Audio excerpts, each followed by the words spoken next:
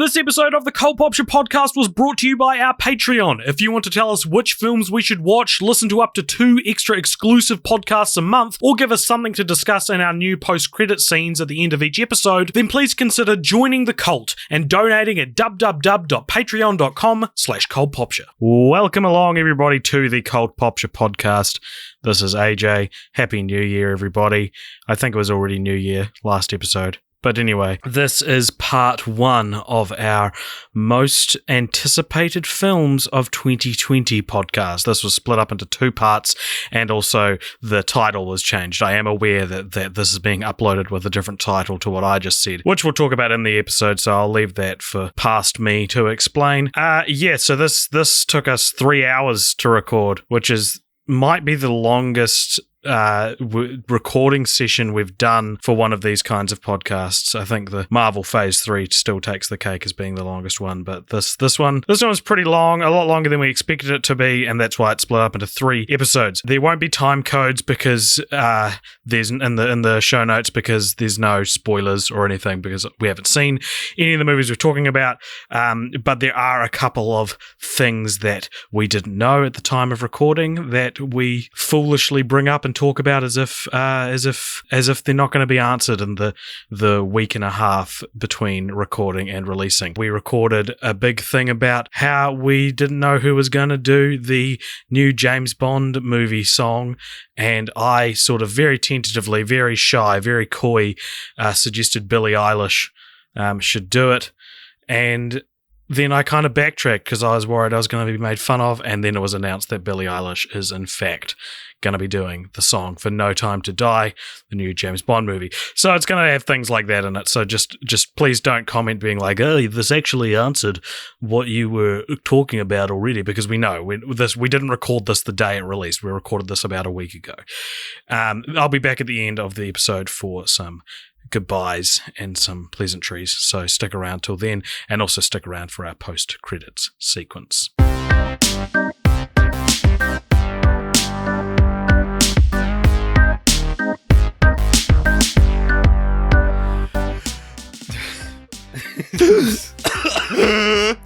Hey everyone! Hey! Welcome to another fan-bloody-tastic episode of the Popture podcast.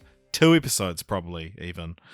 Because this is another one of our blockbuster big boy episodes. AJ's probably just been chatting about how this is 2 parts, and we don't know when it cuts. It'd be so disappointing if we just actually we do half an hour and it's just like, it's just one part. Okay, yeah. One part. We still split it at like 2 15-minute episodes. It's like, well, we said it at the beginning, so kind of just have to go with it. It's funny because a lot of movie podcasts do like a yearly roundup of the movies of the year, right? Like, we're not the only ones that do that, but we are the only ones I'm aware of that do 5 hours of roundup. That just can't get enough of talking about their own opinions, and so it has to spread out. For sure, but I'm kind of proud of that, right? I kind of think that's important. There is at least one podcast that does a yearly wrap up that, gives just as much time to every movie, regardless of whether or not we saw it. You're really falling at the first hurdle of honesty there. We do not give just as much time to every movie. Sure. The films that fall later on when Jeremy has to go home. Regardless of how good they might have been. But today, we've got Jeremy for as long as we want until he says, actually, I have to go in 13 minutes. Yeah, and look, I understand. It makes sense why a wrap-up of the previous year would be 5 hours, all things considered. I looked at our last year's most anticipated, or whatever we're calling this episode now. Yeah. And I can't remember why talking about movies that haven't come out yet would be just as long as talking about movies we've seen. I always think that, and I'm always like, I'm writing these lists, and I have nothing to say about this. But then Jeremy will come in and know so much about these projects I've never heard of. Well, that's not going to be a problem this year because I have done literally 0 research. Good. Good. I've been holding my baby all day, and she pooed on me for the first time today. How was it? Oh, it was great. It was one of those magical moments that they just don't tell you about. And I remember the first time AJ pooed on me. I met your baby. I met your baby recently, Jeremy, and moments after giving her back to you, she vomited, and I was like, I didn't say it at the time, but in my head, I was like, oh, thank God, just in the nick of time. Okay, so this is AJ. What's this podcast called? Okay, this is either we can work this out together because there's an argument for each idea. This is why it takes 5 hours. This is either our annual most anticipated movies of 2020 year. We don't. We talk about every year. We talk about the movies of 2020. You know, our preview of the year to come in film. Or I was thinking to kind of marry it alongside the most disappointing episode that we do every year. Maybe this should be the dumbest looking films of 2020. I'm just going to stop you there, because the thing is that if we have a most disappointing, we have to anticipate something for it to be disappointing. Yeah, I'm right? going to stop you there. I agree with Jeremy. I brought that up You said that time. last week, yes. And that is a very good point. So, and again, I'll just have to say, as long as I'm on the podcast, expectations will continue to be a very important part let the past of the judge live. of our quality of a film. Yeah. Revive it if you have to. All right. Yeah. I don't know. I think anticipated, disappointing. There's a nice symmetry to it. It's like poetry. It rhymes. All right, listeners, come back. We've But hey, decided if you the name. want to I guess have two like negative podcasts, which it's not that they're too negative. It's that I think people see, the most disappointing movies of the year, and they go, I haven't listened to a podcast about that. I'll listen to that. Whereas they see 100 most anticipated of the year. Yeah. Okay. All right, so welcome to the first annual dumbest looking movies of 2019 podcast. Or Let's try probably it. disappointing. Okay, so that means that we have to at some point crown Yes. a dumbest looking one. Absolutely. I have Absolutely. noted my most anticipated though. Okay, well, we can still do that because, like with most disappointing, this is just a cheap segue for us to be able to talk about every single movie. Well, now the listeners know what you're doing. Okay, so See through the ruse. now just looking ahead at these movies, this is Richard's like, please, can we please? by no means a thanks for interrupting me to tell me that. Yeah. This is by no means a comprehensive list. There's like plenty of ones I left out. There's obviously dozens of original films. This tends to favor adaptations, sequels, reboots, etc., because those are the ones we kind of know the most information about. Especially getting towards the latter half of the year, there's a lot of original films that it's like we know the director and one person who's starring, and so we can't really talk about it that much. But we'll try. Yeah, well, some of them I didn't write down, but I mean, you think about like our most disappointing podcast that our favorite films of the year, most of them a year earlier we didn't know were coming out. So For sure. Yeah. And I think what's interesting looking forward to this year, just on, like, because I haven't really looked into it, and I'm sure, Richard, you will know a lot more than Jeremy or I, but I am looking, like, thinking about what I know is coming out this year. This is the least giddy I've been in years about a slate of upcoming films, and it's I was thinking about why that is, and it's because like the Marvel movies this year I either don't know enough about or I'm not particularly excited about. The DC movies this year are like, well, DC's always a mixed bag, so who knows. There's no Star Wars, there's a James Bond, but James Bond's also a mixed bag, and so like not that these are always the best movies of the year, but they are generally the ones you have a foothold in that you know you can be excited about. You've got stakes in it going into Yeah, it. And yeah. so, I agree. But looking at, I think we'll see later on, but like some of the directors that haven't made a film in a couple of years and they're making one this year, there's a few like things to be excited for like that. But yeah, I am kind of like, I think watching a film every day and getting like as excited as I was for Endgame and the stress leading up to that, trying to avoid spoilers, I think I've like tuckered myself out when it comes to being excited for movies. Whereas like looking at this list, I'm just like, oh yeah, that'll be cool.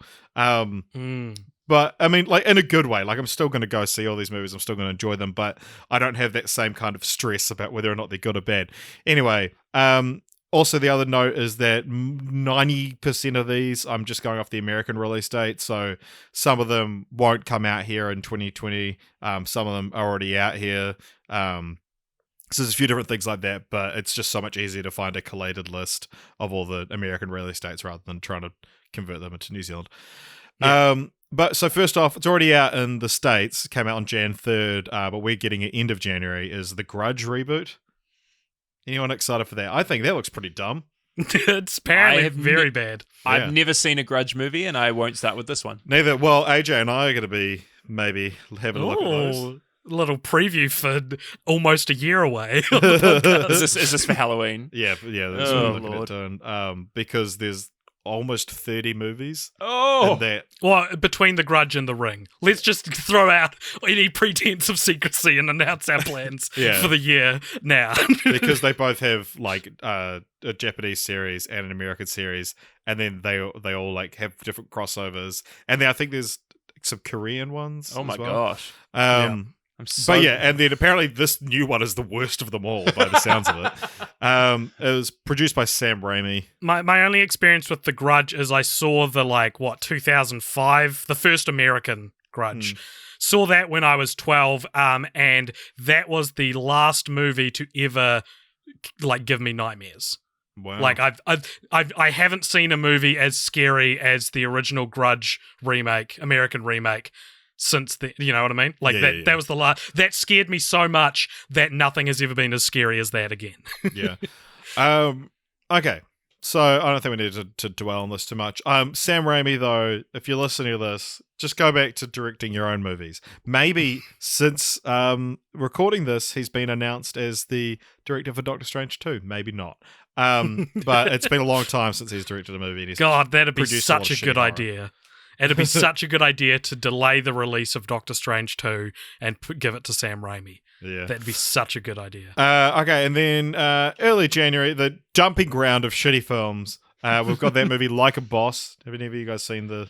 I watched Chris Stuckman's review of it today. Oh yeah, what did he have to say about it? He said it's got a very nice message, but it's fucking terrible.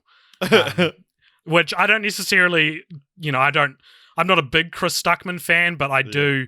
He does generally, voice public opinion, general consensus quite well. So there you go. Sweet. Now, one of the first kind of big releases of the year, and actually, I'll probably have seen this by the time you're listening to this. Dolittle. The Robert Downey Jr. passion project, originally called The Voyage of Dr. Dolittle. He's got all his celebrity pals in to voice characters. The other day, I was walking through St. Luke's Mall, and they have big advertising for it, and it just and said Robert Dolittle. Downey Jr. was there trying to sell me a ticket. He was like, please, I love this. I love this property. No, and it was just like, I just saw for the first time the list of actors that are in this movie. I was like, holy shit. Yeah. Like Antonio Banderas, Emma Thompson, Rami Malek, John Cena, Octavia Spencer, Tom Holland, Selena Gomez, Marion Cotillard. And I took a photo of it because I wanted to send it to you guys to be like, holy shit, this has so many people in it. And then that's just the voice cast as well. It's got I think Antonio Banderas is playing a real character, and so is Michael Sheen. Michael Sheen. Yeah, so we're going to be going opening night. Yeah, so this... For those that don't know, Richard's life partner loves Michael Sheen. His lady his girlfriend. Yeah. So Dolittle. This looks horrendous. A horrible start to the year. Horrible. This is a one of those classic. There's been massive behind the scenes controversy with it. I won't go into it.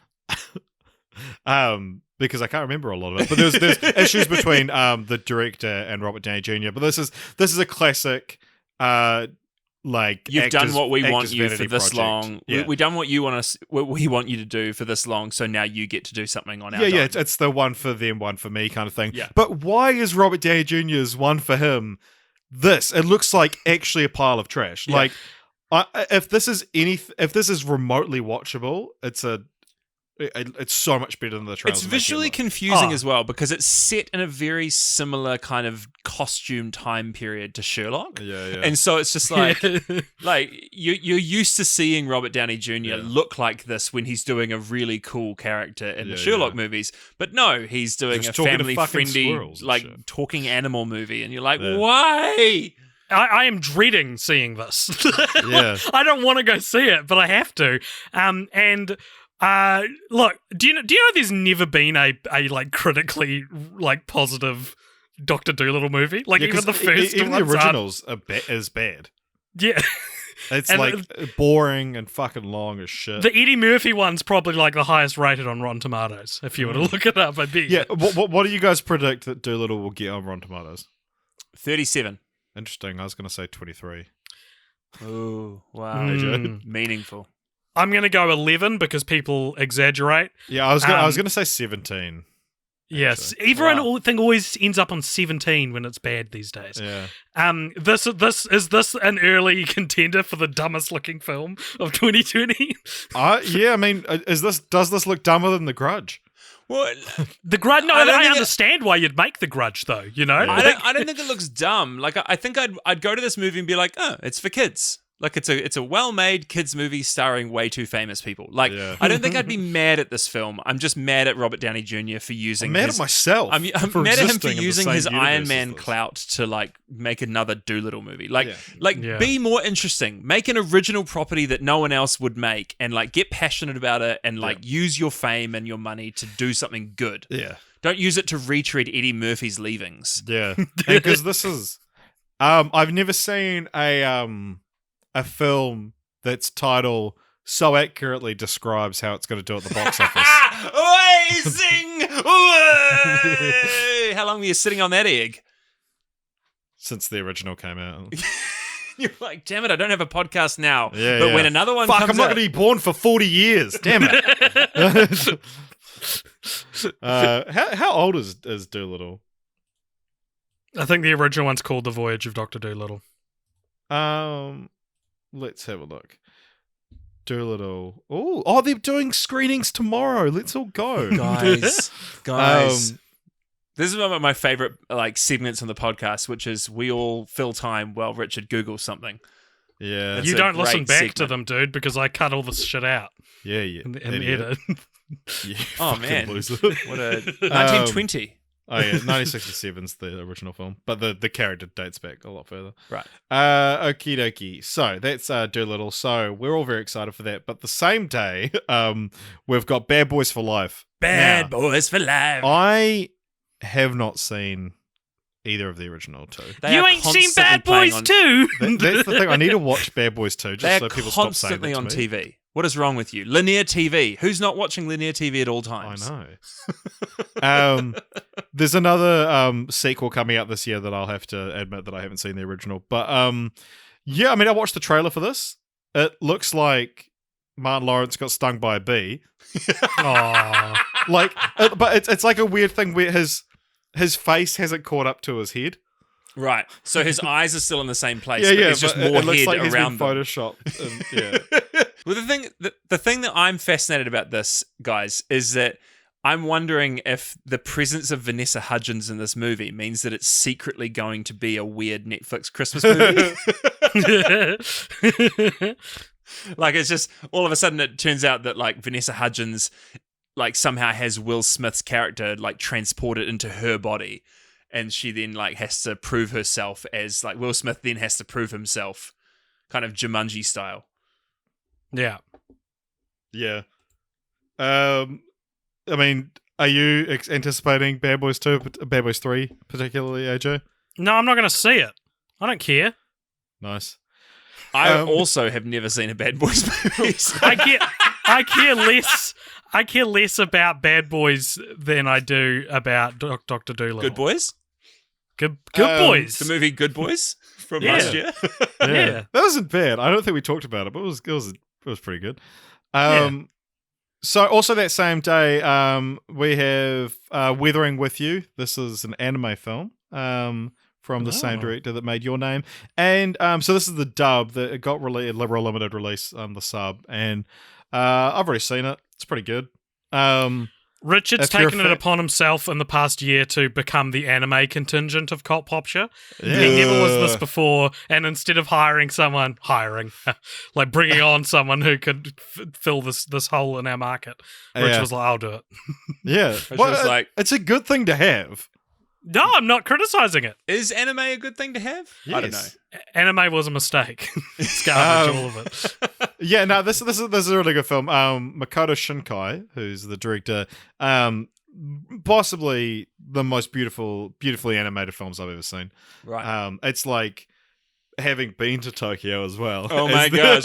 Having been well-traveled and urbane and cosmopolitan. It's like, he like animates his films in the way that you can like print off shots of them and like stand where the camera is kind of thing and see it, because it's this like a completely picture perfect rendering of Tokyo, and the way he uses like light is fucking beautiful. Right. But if they do New Zealand screenings of the dub, you should check it out because it's a cool movie. It's about climate change as well. So Jan 24th, there's the American release date. It's actually already out here. The Gentleman, the new Guy Ritchie movie. Man, it just landed with a plod, didn't it? Like, yeah, I thought it was like going to be like a June release, and then in December it was like, oh, we're playing it now if you want to see it, but it comes out on New Year's Day. We're just like, yeah, I mean, it comes out later. We've kind of got it now if you're interested. I guess the fact that none of us have seen it, it's been out here for like 2 weeks. I'm so disinterested in watching yet another version of Lock, Stock. This is, to be fair, I probably will watch this. Because it got Matthew McConaughey. This will be on streaming or, on VOD by the end of the year.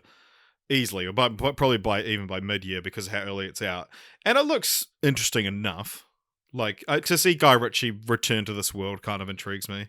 Yeah, I mean... After doing a later. Like, interesting enough is a relative term between you and I because you're watching a movie a day. No, I'm not. I've only watched 2 movies this year. It's the 11th. Oh my God. But, your context is the sheer volume of movies you see. Yeah, I'm pretty cool. Yeah.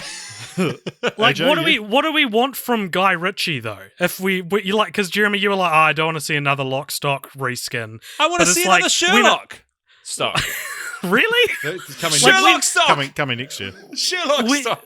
When Aladdin came out, we were all like, Guy Ritchie, go back to what you do best. And now he's like, okay, less than a year later, here's what I do best. And we're like, I'm probably not going to see it. Yeah. Also that day, another big 2020 film, which I've already seen. Oh my gosh, you're so cool. So this Color Out of Space, you guys know about this? This is the it's a Lovecraft. This is a kind of actually rare. It's not like a Lovecraftian horror film. It's a direct adaptation of one of Lovecraft's stories. It stars Nicolas Cage, and it's like it's pretty good. Again, like I guess if you're into Lovecraft, and I know one person who is, and they were actually at the same screening I was, which is your brother AJ. And I think I think if you're really into Lovecraft, this is like probably one of, if not the best Lovecraft adaptations they've ever been made. But it's funny. It's directed by Richard Stanley, who is the guy who was fired from The Island of Dr. Moreau, the Marlon Brando film, which he got fired from that because the whole film was a shambles, and he hasn't directed anything since then, apart from this is his first film since then. Oh wow!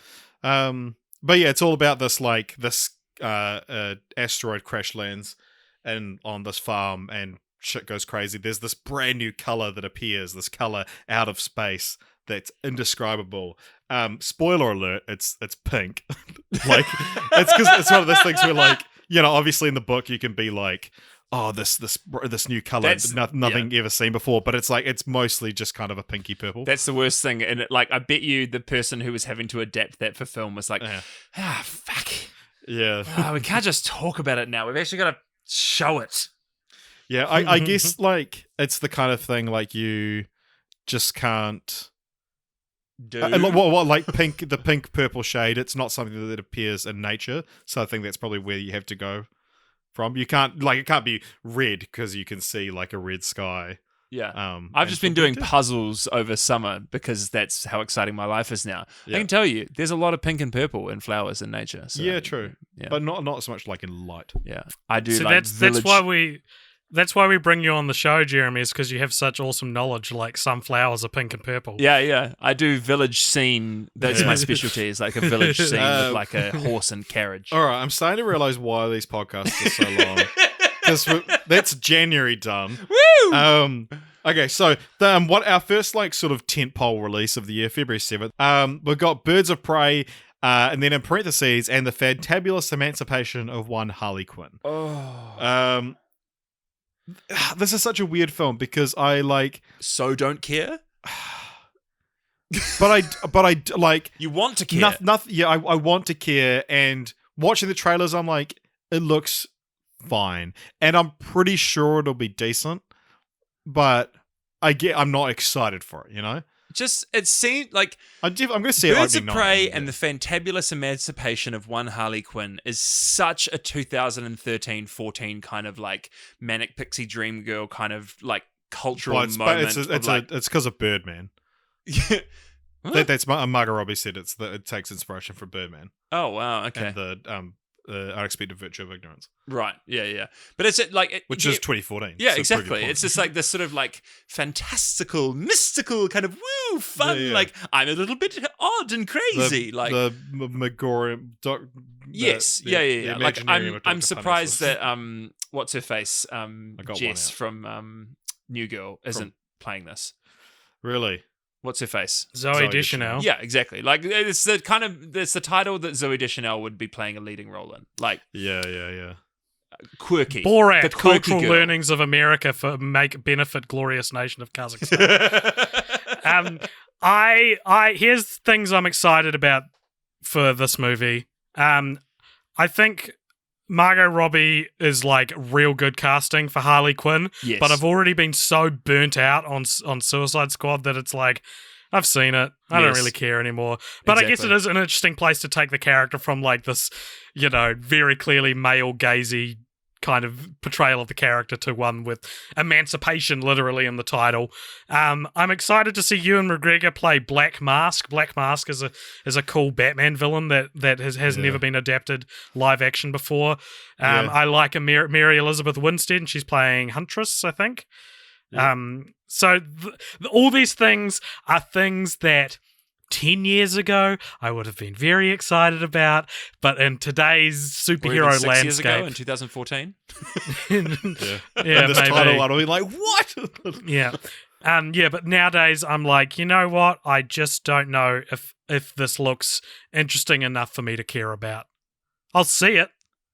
I'll see all of these. I mean, the character of Harley Quinn was just so... Like, it was like, everyone was like, oh, Suicide was awful. Real cool to see. Yeah, I think we all think Suicide is awful. Suicide Squad was awful. Squad. You need to Suicide say Squad. was awful. But like, hey, Margot Robbie's really great casting for Harley Quinn. And it's just like, yeah, but I feel like the character and her iteration of the character has been so blemished by what Suicide Squad was that it's just impossible to get excited about her version of this character in that world. Yeah, and also the fact that I've only watched one episode of it, but there's the new Harley Quinn TV show, which is R-rated, and it's an animated, and Kaylee Cuoco, I don't know, Kaylee Cuoco. Cuoco. Yeah, she plays Harley, and this is that her retirement gig after Big Bang Theory? This is supposed to be her kind of the best iteration of her, I think.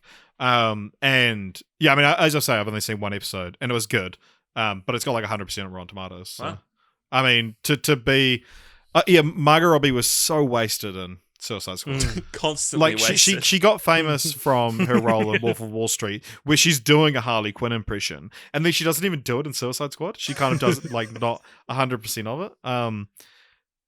But yeah, I do think I'm gonna like this movie, and I do intend on seeing it. It probably will be interesting. I think I've moved past this kind of movie.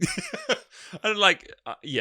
I'll see it. Maybe you can twist my arm. God, maybe have we all got superhero fatigue? Yeah, that's what I think you might be the first person to say that phrase. Have we just moved past being excited for this movie? Have we moved past being excited at all? 2020. Yeah. Wow. The year we transcend excitement. The world's literally on fire. We don't have time to go see the Harley Quinn movie. Okay. You definitely have time to go see it, AJ. Yeah, that's true. But will I have money to see it? Stay tuned. The most disappointing bank account of 2020. That podcast is going to be great. Okay, so Feb 14th, also known as Valentine's. We've got Richard. Speaking of, you thought maybe you couldn't feel excitement, but let me just say three little words to you: Sonic the Hedgehog. Oh, I'm not going to say that. What? I was going to say I'm rock hard, but no, I'm not. I'm absolutely not. Jeremy, no one asked you to say it, Jeremy. Sonic the Hedgehog. I don't know. This is one of my. It's not one of my most anticipated, but I'm fucking looking forward to seeing this. Just seeing, like, I'm super excited about watching Jim Carrey in this movie. Yeah. I like want to see having that fun. performance. He Yeah. looks like he's done a really good job of actually creating that character, and I think I'm all in for Jim Carrey. This is the kind of thing, like, when roles like this come up, people are still like, oh, Jim Carrey should play him. And it's like, Jim Carrey hasn't played a character like that in like 10 years. Yeah. He's so old, but now he's doing one. Yeah. And so it's like this bizarro kind of. He had, I'm excited for it. a specific love for Dr. Robotnik that we weren't aware of. Yeah. Look, it's very possible since the redesign that this could be good. I don't think we have any reason to think this will be bad anymore. Well, You know what I I mean? think the fact that the studio was willing to like actually reinvest and plow more money into this movie to make the visuals look good means that they must be actually quite confident about the property and how good the rest of the movie is. Yeah. That's a good point. That's if you believe it. That's if you Yeah. believe that they redesigned it, or if it was just a marketing ploy. Maybe the theory being that they only animated as much as you saw in the trailer of him looking like that, so that they would get enough good faith But, on like, redesigning. how could the studio have guaranteed that people would actually have given a crap about Sonic the Hedgehog and what he looked Sonic like in a film? stands are fucking weird. Sonic is one of those things that has a massive fan base that you Really? would not expect. Jeremy Oh, wow. does not represent the opinions or views of Cult Popture as an entity. and if don't we add have us, any- man. Oh, Don't no. add us. Yeah, it is. It's funny because it's one of those things. I see the design now, and I'm like, oh yeah, that's what a Sonic movie should look like. I'm like, what did it actually look like beforehand? And then I go back and look, I'm, oh Jesus Christ! Yeah, and it's so weird. I don't know why you greenlight a Sonic movie. Who was the guy who was like, and we'll redesign what he looks like? Yeah. Why? And he What? should just not look like Sonic. Yeah, He should have like, he should have the same dimensions as a human person. Yeah. because Sonic in canon is like an interdimensional being, right? Yeah. Like he's not an Earth hedgehog. He's a hedgehog from another dimension. Make sure he's got a cute little butt too. Hey. That's there's no complaints about that. Yeah, like So Sonic you can- stands, man. Sonic stands want to see the little butt. So you can make him look like a cartoon in the real world, and no one in the real world is going to be like, but why does he look like a cartoon? Because it's from another dimension. Yeah, Question easy. answered. Yeah, it's interesting as well. Yeah, I'm just starting my sentence, hoping that I'll figure out. What is interesting? No, I just remembered. At I can't remember if we told you or not, Jeremy, but at our screening of Rise of Skywalker, they played the original Sonic trailer. Wow! Like beforehand, and it was like, what are they? What were you at, like Hollywood doing? cinemas or something like that? No, this was at fucking like Hoyt's Intex, the new thing. It was the second most horrific thing we saw all night. Dude. Yeah. It was actually like such an omen of things to come, and we just didn't heed its warning. The Rise of Skywalker is the redesign of Sonic of Star Wars movies. So also on Valentine's Day, there's a movie called Fantasy Island coming out that I was like, oh, that sounds like fun. And then I was like, wait a minute. Horror there's movie. a trailer out for it, and I can't be fucked watching 2.5 minutes. It's a horror movie based on a like I think it's Fantasy Island was a TV show, right, Jeremy? Yeah. yeah. Yeah. Yeah, but it was yes, like, it was the Fantasy older Island person. was a TV show around the same time as like Gilligan's Island and also the original Charlie's Angels and stuff like that. Like that kind of like campy fun 1960s. Zipplane, that guy, right? Yeah. That's Fantasy Island. Yeah. Sure, yeah. Yeah. But so this is directed by the guy that made Truth or Dare. So it's like, oh yeah, I kind of dug that. But he also made Kick-Ass too. Jeff Wadlow, who is as much as I would love Sam Raimi to direct Everything. Doctor Strange 2, it'll probably be Jeff Wedlow because he's Yeah. done horror and he's done superhero movies. Calling it now. And he's not very good at either of them. But then also I think it's a cool idea to take an old TV show and give it a horror movie skin. I mean, it worked for 21 Jump Street with a comedy skin, so maybe that could be a cool new thing to remix old 80s TV shows as different genres. You know, I'm open to it. I won't see it. Yeah, like Baywatch. We could do Baywatch with a horror skin. they thought about doing that. When they did their new thing, they were going to have The Rock in a horror movie. I love it. at one point they were going to introduce the supernatural into that film because there was a spin-off called Baywatch Nights. Oh my gosh. Of the original TV series, which Baywatch had Nights. werewolves and vampires in it, and so they were going to be did it? like, we're And doing the 90s was batshit insane, eh? when they did, we're doing an R-rated Baywatch in the same way as 21 Jump Street. They for a while they thought about actually doing the twist is that it's actually Baywatch Nights, Wow. Okay. which would have been so much better. I always thought Baywatch Nights was just a sexy version of Baywatch. Sexier, I should say. Oh. Also, that same day we got Downhill, which I haven't watched the trailer for, but it's the one with Julia Louis-Dreyfus and Will Ferrell in it. Yeah. They get like stuck in a ski lodge or something. And Miranda Otto. Yeah, but I only just found out this is written and directed by Nat Faxon and Jim Rash, who made one of my favorite movies, The Way Back. All right. It's also kind of a rip-off of Force Majeure. Yeah. It's a remake of it. Yeah. Remake, rip-off. Yeah, take it. there's a difference. I think Yeah. there's a difference between a remake and It's funny doing this, and like I watch trailers so much less than I used to because I mainly go to see movies based on if I feel an obligation to, or if I like hit a good word of mouth. You've got like a sense of sort of like fait accompli. You're like, I don't need to watch the trailer. I'm going to see this anyway. Yeah, so, exactly. Like, So now, don't like, tease me, doing an trailer. anticipation podcast, I'm like, oh yeah, I like some of the people involved. I don't know what it's about, but yeah. So February 21st, new adaptation of Emma. I am very excited I was about just about this. to throw it to you, Jeremy. This Looks is the good. kind of movie that Jeremy will be excited Yeah, about. this is one I have seen the trailer for because they play it at the movies all the time. It's got a weird trailer. I think it's a very Yeah. TV trailer. Yeah, It feels yeah. like it's Well, it's very like it's very the issue is that obviously like adaptations of Jane Austen absolutely all come in the wake of all like the sort of well-known BBC adaptations, and so you kind of either go as a movie, well, we're going to try and steer as far away from a BBC adaptation kind of feel, or you go, hey, everyone loves those BBC adaptations, so we're just going to get the same audience and they're our core, so we'll go for them. And I think they've gone that way, which is good because I think they're taking the source material seriously, which is really good. I think Josh O'Connor is a really good casting for Mr. Elton. He's the guy who's played Prince Charles in the latest season of The Crown, so I think it's a very cool casting. I love the casting of Bill Nighy for Mr. Woodhouse. He's perfect. He's so funny in the trailer. He has that joke that he does about innocence is hilarious. Yeah, Mr. Woodhouse is a great, like, zany, like, off-the-wall character in a very Jane Austen kind of way. And also, Miranda Hart as Miss Bates is just perfect casting. So, yeah, I'm really excited about this. I'm definitely going to go see it with my wife. And, yeah, like, we went and saw Little Woman together. She cried. I cried. It was great. I didn't cry. It's beautiful. And like we said on the most disappointing episode when we talked about Little Woman, it's this new wave of what 19th, 18th century. When are these set?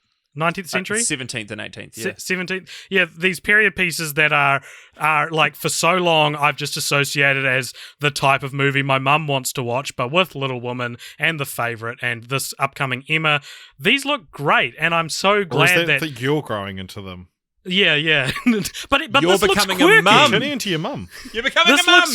This looks quirky and funny and like bright and colourful. I don't Well, know. the thing is, I really like Anya stories- Taylor-Joy. So The reason she's they great. call them timeless stories, and they just are. And they're usually stories that have a huge cast of characters that whoever's adapting them for whatever cultural moment they're adapting them in, they can choose to pull certain aspects and certain characters to the forefront that speak particularly to what's going on in culture at the moment, and choose to let other ones recede into the background. And then you get people who loved the original or loved particular characters getting all up in arms because their favorite characters kind of diminished. But it's really cool because you get different versions of the same story. And I think it's a really cool, it's my favorite form of kind of sequeling, which is, or like a universe building, which is actually to tell the same stories, but with a different creative eye.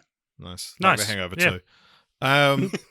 No, or 3, which is The Hangover 2 again. The Call of the Wild also comes out that day. You guys seen ads for this? It's the Harrison Ford and the CGI dog. Oh, yuck! It's Disney, right? I mean, it's Probably. sled dogs and it's got a major star. I mean, didn't Cuba Gooding Jr. do this? No, you're thinking of Togo. Yeah, Togo, The which Willem just Dafoe came out on movie. Disney Plus. Oh, right. No, I'm actually thinking of Snow Dogs with Cuba Gooding Jr.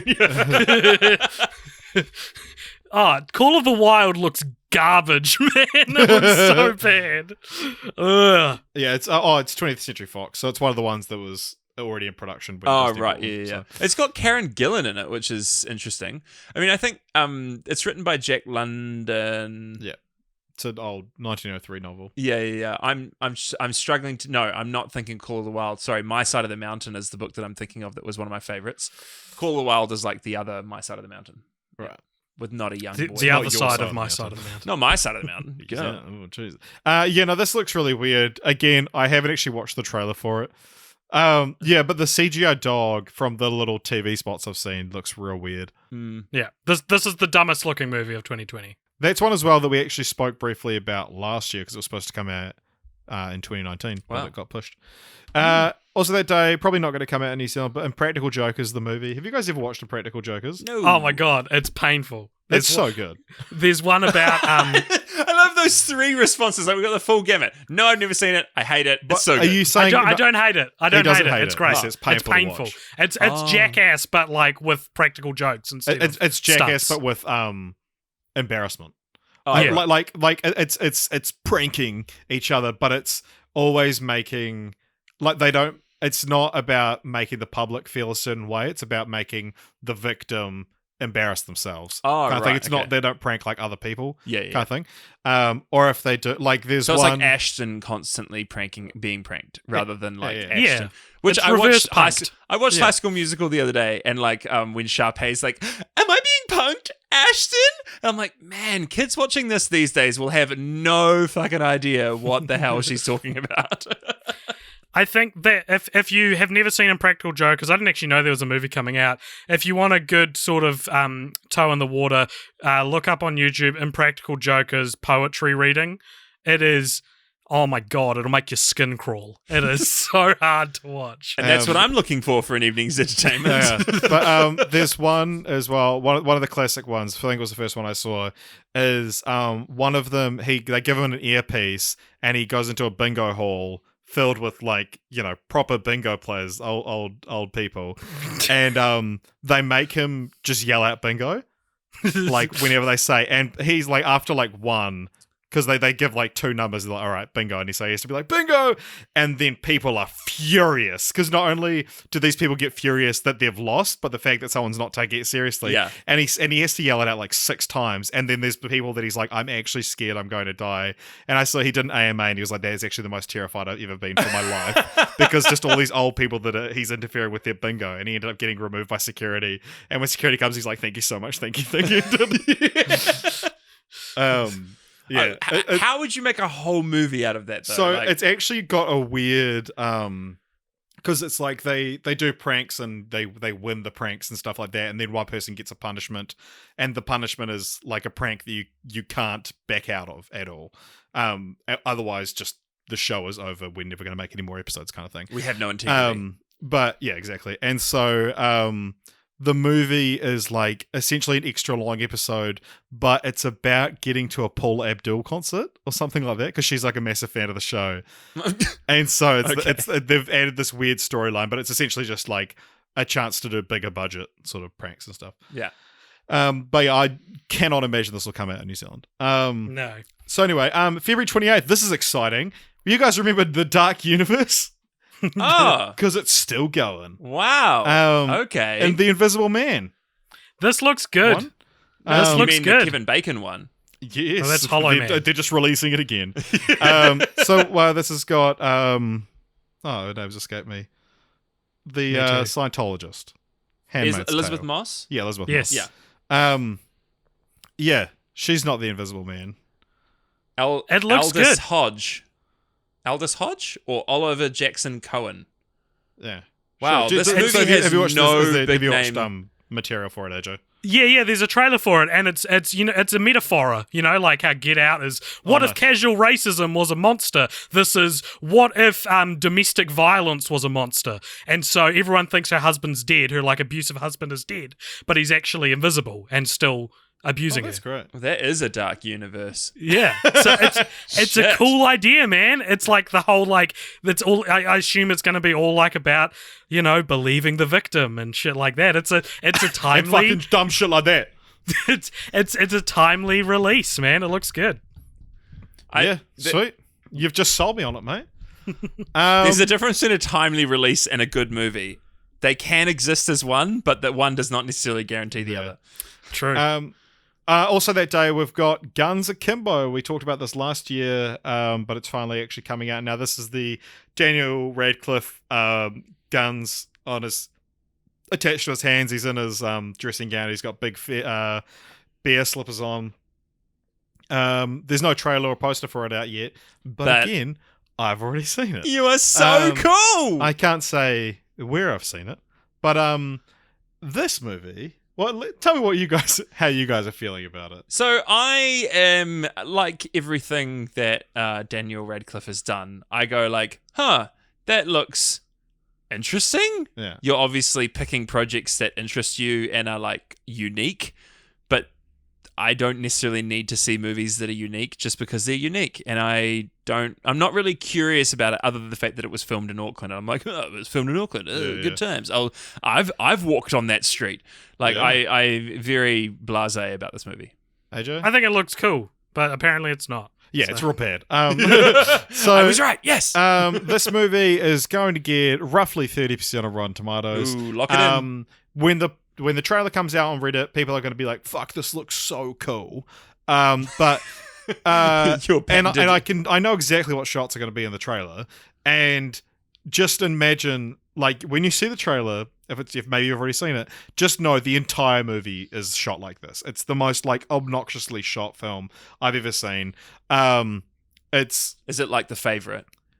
No, it's like Or it's I can do interesting camera angles because it's art. It's like Crank on wow. drugs. Okay. It's a super hyped up, hyper realistic kind of thing. But it's it's going to get 30% on Rotten Tomatoes.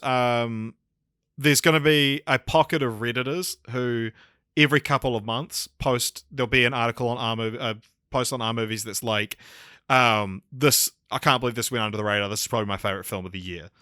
There's certain people that are gonna fucking love this film. It's the Alita Battle Angel of 2020. No, it's way worse. Are those the same people who are like the person who thought that the editing in Bohemian Rhapsody was best editing rather than most editing? Yeah. They're just it's the most movie, so it's the best movie. No, it's the Godzilla King of the Monsters of 2020. It is. People are going to be like, this is bad. People will be like, no, it's just a fucking fun, turn your brain off movie. Ooh. I turned my brain off and I died, so I don't have to listen to you tell me to turn my brain off in I'm movies now a anymore. vegetable, yeah! Okay, so March 6th, although we're actually getting this in April in New Zealand, but Onward. I'm really looking forward to Yeah, this. man. Looks great. I didn't quite put this in my top 10, but I anticipate that I'll really like it. I'm a Pixar stan, and look, this year we're getting 2 original Pixars for the first time in what feels like ages. When was the last time we had 2 original Pixars? This will be good. The God Dinosaur 2015. Yeah, there you go. Wow, But that is a lot. in this case, they both look about as good as each other, I think. Yeah. Which one are you more excited for? We'll get to Soul. What's the other one? Soul. What's Soul looks more conceptually interesting. I think I'm more excited for Soul than Onward. Interesting. I think what's interesting about this one seems very similar in my mind to a couple of movies that have come out in the last 2 years, not by Pixar, but another. Just the sort of, like the Littlefoot. it feels similar in kind of tone to Littlefoot.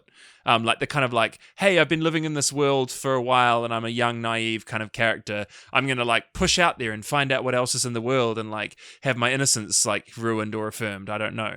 Like that's kind of the vibe that I get from it. But I have to say, because it's Pixar and because of the voice talent that's involved, it looks amazing and I'm really into it. Yeah. I do wonder if Chris Pratt is doing that voice the whole movie. Because the first trailer, he comes in, he's like, "Hello, brother, I am here to pick you up," and then it's like, is his character? Okay, we're gonna have to bloody put a leash on Jeremy. He's just pulled the microphone out. That'll be what that loud clanging you heard was. Are you quite finished? Chris Pratt's voice. Yeah. Well, I don't know if his character is playing a character or if that's Chris Pratt's acting. Right. But yeah, it'd be an interesting one. Then I think in the longer trailer, he's not doing it so much. Sort of. I mean, we'll see. We'll see, won't we? We will see. Onward. I feel this is going to be another classic Pixar tearjerker as well. Oh, yeah. The dad's going to die. Or not come back or whatever. The dad or the mom or everyone. Yeah. No, it's about a dead dad who's come back okay. to life. Cool. So Yeah, and then he dies again, presumably. Now that I am a dad, I feel like a little bit personally attacked by movies where dads die. All right. So Richard's travelled and been to Tokyo, and Jeremy's a dad. I have We get progeny. I am And therefore I've- more valuable as a person. And I've seen Borat, so we've all got our own things, all right? We've all seen Borat, actually. That's true. Don't tell him that. Okay, so My Spy. Dave Bautista. Yeah. I'm in already for seeing like ads for this on is like this backs coming of out buses and stuff. earlier here, maybe. It must be coming out in our... In our timeline. Well, no, because they always hold kids' movies to the closest Yeah, you're right, actually. like school holidays. So I think this might be coming out in our school holidays. Oh, it comes out next week. Oh, yeah, there you go. Yeah. Okay, sweet. So we will have already seen My Spy. Ooh. Yeah, no, this is... I mean, this is the pacifier. He's and- finally entering that stage of his career. This is yeah. the equivalent of the pacifier and what's the... Tooth Fairy. Yeah, the Tooth Fairy. Like, it's the like big hulking man next to the cute little kids. Oh, Kindergarten Cop. Like, it's Yeah. What was following a John long Cena's line. one? Was John Cena's one playing with fire? Yeah. Which I don't have written down here, I don't think. And but Ice yeah. Cube's one was Are We There Yet? Yeah. And Eddie Murphy's was Daddy Daycare. Don't think Eddie Murphy counts in the same category. Yeah. Yeah, I will see this if it gets good reviews. It's on that knife edge for me of like not interested, but if people say it's real good, I'll go see it. How could it be real good? Like, it's the Hey, man. most I agree done with you. storyline again and again and again. Yeah. Yeah, I've seen this movie. I'm Yeah. sure I've seen this movie. Yeah. All right. Another one. We just got a trailer for this recently. Quiet Place Part 2. I don't think it looks very good. This will be our one movie trip a year, Jeremy, together. Oh, will it? Jeremy, I don't want to waste it on that. A Quiet Place Part 1 was your favourite movie of 2018, so Shut what your do you front think? door. Was it? Yeah. Yeah, man. Was it actually? Yeah. Yeah, dude. What was I smoking? A movie riddled with Jeremy problems. Maybe more Jeremy problems than About Time, and you proclaimed it your favourite of 2018. AJ, your obsession with my Jeremy problems is the AJ problems, like that you have. Like, you demanding internal consistency from me is me demanding internal consistency from movies. Yeah. I got 99 problems, and they're all related to how Jeremy They're all related interprets a to film. your opinions. Yeah, I mean, A Quiet Place Part 2, did we need this? No. Did we want this? No. Were we kind of like, oh, I wonder if they're going to do a sequel at the end of the last one? Yes, we all were, but it doesn't mean that you should actually go and make a sequel. Yeah, I'm sure we said this when we talked about the first Quiet Place, but like that movie is the type of movie where you watch it, you have a great time, then 20 minutes after you leave the cinema, you just go, wait a minute. How did What this work? about Wait a farts? minute. How does that work? And then Well, I mean, I've been letting out farts for the last hour, and you haven't said anything, Jeremy. No, I'm technically... No, anyway. and look, and so you know the movie's barely great.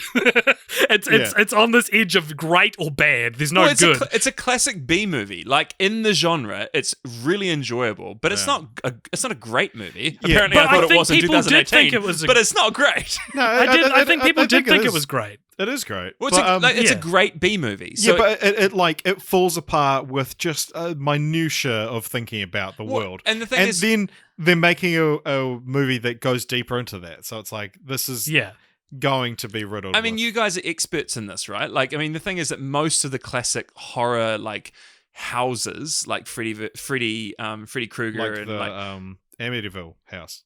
well, no, but like, sorry, I mean the houses, like, it's in the series. I'm talking about series, like, you know, you've got A the Jason franchise. series, you've got the Freddy series, you've got the, all that sort of stuff. Yeah. Like, the first movie is like, oh, this is like a great B movie. It was really enjoyable, and then they're like, sweet, everyone enjoyed that. It's quite cheap to make these movies. Let's make another one. And like, you guys are experts at pulling apart exactly why that's a bad idea to keep going back to that. Well, A Quiet Place takes itself too seriously though for that. Like, It's got higher esteem.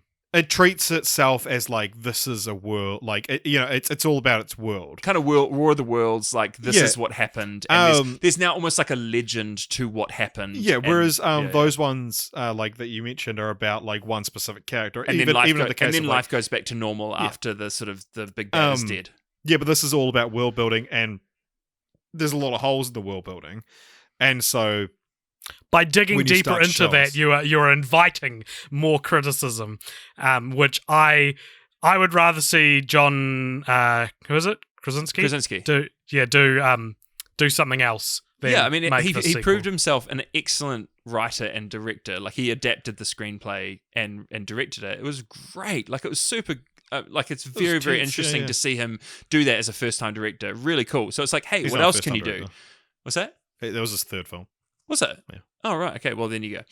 But anyway, what I was going to say is that in the trailer, it's not super clear to me. Is this is purporting to be a movie that shows it's a prequel, right? I think it's a sequel that has extensive flashback moments. Yeah. Okay, because it does seem that in the like when the world falls apart, they're separated from John Krasinski's character, right? And then somehow they find him again, which I'm like, bullshit. I'm sorry. Like, yeah, if they're separated from him, I just don't. I think I'm just going to struggle to believe that they found him again. Showing the outbreak, like I can believe, oh yeah, society crumbled, whatever. But the one thing they know about these creatures is that they have sensitive hearing. But they don't use any kind of sonic weaponry on them, which they use as riot control already. Yeah. So it's not like it's a new technology they would have to invent. They've got like fucking high pitched sonic cannon, like aimable things they can like point at crowds. And if they think, oh wait, these, I know this sounds like a Jeremy problem, man. Why don't you just get over it? Yeah. No, it's like this is the one. kind of thing that seeing the outbreak makes you ask those questions. Yeah, As if you don't see it, you'd be like, maybe it happened too fast. Yeah, Yes, or maybe exactly. they didn't know that it 100%. was sound triggered until later. Look, I didn't think the trailer looked bad. I love Cillian Murphy as an actor, and he's showing up in it, so that's really cool. I don't think the trailer looked bad. I think this movie is just going to invite too many problems. It's got such a hill to climb. It's not going to be better than the first. Setting myself up to be proven wrong. It's not going to be better than the first one. It will get maybe 60% on Rotten Tomatoes if it's lucky. Cool. That's my prediction. Yeah, I agree. Yeah. So our next big release, one that I'm not very excited for, is Mulan. I have no attachment to the original. Yeah. I don't know. It looks good, I guess. It looks well made. Yeah. I have complex feelings about Mulan because I'm like you. It was never my Disney movie. I think "Make a Man Out of You" is a overrated song. Yeah. Stop listening 100%. now. Mulan stands. And Mulans. And look, I think that. I should not crack myself up that much. Sorry. I think that this looks like it could very easily be one of the only Disney live-action remakes to have made the right decisions. Apparently, the original Mulan is actually quite offensive to Chinese people, which is a real bummer. And so with the kind of mission statement of these live-action remakes being like a course correction for all the stuff the old ones got wrong, this kind of feels like one that's a little bit more genuine than, adding a gay character into Beauty and the Beast, for example. And by adding, I mean softly hinting that a character is gay. And so it's not a musical. They've taken out all the offensive parts, apparently, and it looks like they're taking it really seriously. It looks like it's going to be good, but I just don't care about Mulan enough. Yeah, the concern is that this is one of the things that has been raised by kind of people who are watching China, is that it will just be like almost like a piece of propaganda for the Chinese government. Like it's kind of like and especially with the controversy that's happened with the girl who's playing Mulan. Yeah. She's not going to be on the press tour for it. And the Hong Kong protests. It's like really interesting time for like an American, like one of the biggest American companies to be making like a piece of super like pro-Chinese military might kind of it is interesting. And it's funny that this one, which looks like to be, and I know this word has connotations, but I mean it in its genuine sense, looks to be the most genuinely woke out of the Disney remakes, is the one that probably has the largest baggage in terms of the least woke star. Yeah. But hey, it was filmed in New Zealand. It's being directed by Nicky Caro, who did Whale Rider, and the male lead in it I met several times when I first moved to Auckland through a mutual friend, and I never added him on Facebook. And I'm like, fuck, I could have got him on the podcast. He liked me. We were friends. We were acquaintances. I helped film an audition for him once. And now he's probably done that thing where he's just gone to using his middle name instead of his last name on Facebook, and you'll never know. Also, interesting thing, thank you for mentioning about Nicky Caro, that this year has the potential for like all the highest grossing movies to be directed by women. That's cool. Black Widow, Eternals, Mulan, Birds of Prey, Wonder Woman 84 are all female directors. So that's cool. That's so cool to see the landscape looking like that, regardless of how much money they make or how good the movies are. Yeah. It's cool that we're getting to the point where it's pointless to count them. You know what I mean? Like, you won't need to count them because it'll just be a given that there'll be plenty of female directors. So, following that, we've got Peter Rabbit 2, The Runaway. James Corden returns. Can we talk about this for 30 seconds? Can we talk about it for less than 30 seconds? No one wants this. Yeah. Did Zoe cut the trailer for this, do you know? I don't know. No, I have no idea. We'll get her back to... totally. She also declaims the American cut trailer because she only cut the trailer for the UK. James Corden being cast as Peter Rabbit is one of the most like antithetical. It's offensive. It's so offensive to the memory of Beatrix Potter. Peter Rabbit brand is the opposite of James Corden brand. Yeah. Good and bad. Well, it's British Winnie the Pooh. And just the idea that, like, essentially, Winnie the Pooh is British. Yeah. Well, not Disney's one. But look, the idea that now, like, basically Farmer McGregor is, like, Peter Rabbit's dad, basically, is so... it's all right. it's been a minute and a half. I refuse to let us keep talking. Thank you. Okay, bring me out of the tailspin. Okay, another film. Let's talk about it. The New Mutants. It's coming out. It's coming out. We got a second trailer for it. I'll believe it when I see a photo from you that has the ticket stub in your hand that says New Mutants and the time that you went and saw it. And the D23 website refers to it as an MCU film. Yeah. Is this how they're bringing the mutants into the MCU? What a bold move that would be. It says the latest entry in the Marvel Cinematic Universe. I think the problem is more whoever does the promo for D23 just doesn't understand what the MCU is, but that would be a bold move. This trailer looked fine. Looks good. It looked fine a year ago when I saw it. 2 years ago. Over 2 years ago. I don't care, I fucking do not care. I have to see it, obviously. I'm bound by this podcast. But my God, I do not give a shit. I have sworn. Oh my God. I'll say this. At the very least, it's cool that X-Men isn't going to end on Dark Phoenix, because I think this will be better than Dark Phoenix. Yeah. Syphilis. Syphilis is better than Dark Phoenix. At least Syphilis isn't that good. At least it's trying something as well. Like I'd rather see it swing for the fences. Yeah, and do like a new genre. Yeah. That's totally what's intriguing about this film. Yeah, and I've been saying that for years. And you can listen to the last 3 most anticipated of this year to hear me say that. I'm still waiting for the morning where I wake up and like one of you have like messaged the group saying like, guys, New Mutants been put back another year. Like it's happened so many times. Yeah. All right. Another big release. This is AJ's forte. And maybe we'll do it for the podcast. I don't know. We haven't spoken about that yet. But No Time to Die. The latest film in the James Bond franchise. I'm so looking forward to this. I haven't put it in my most anticipated, but I imagine it'll be good. I am looking forward to it. I say it's probably my number 1 most anticipated of this year. Interesting. I don't know what else is coming out, so I reserve the right to change that immediately in the next.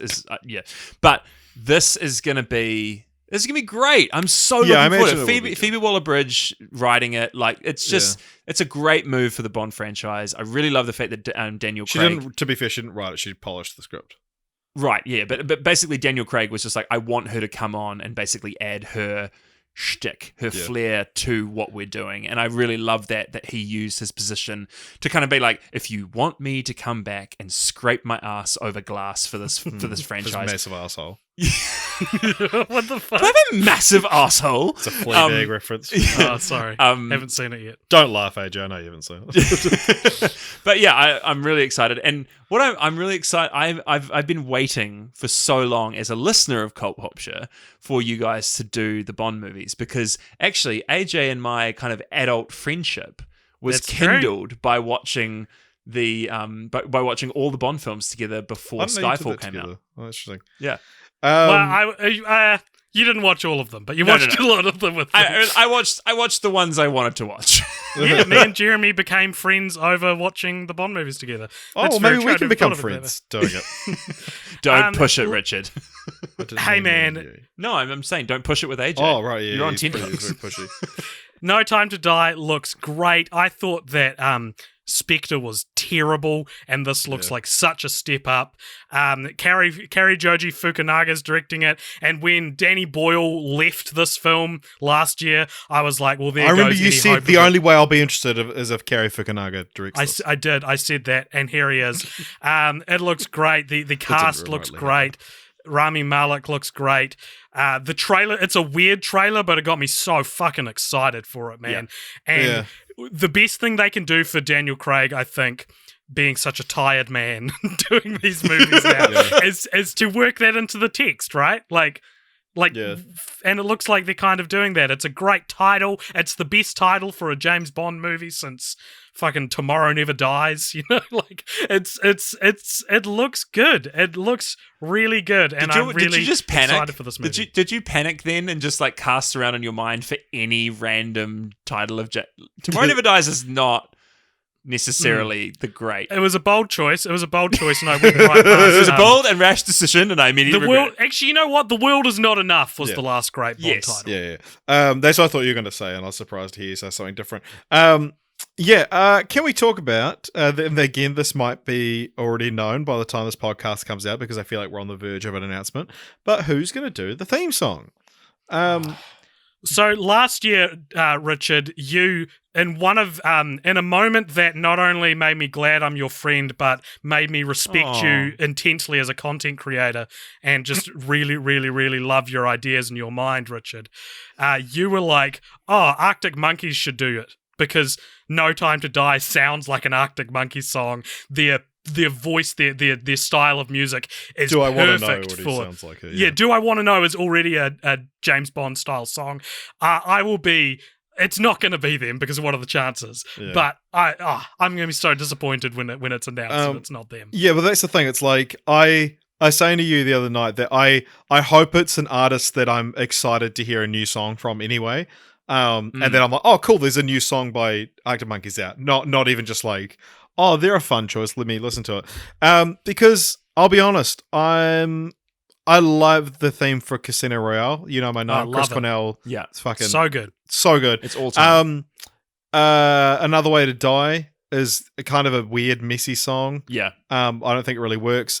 I don't like Skyfall. No. And I don't like Writings on the Wall either.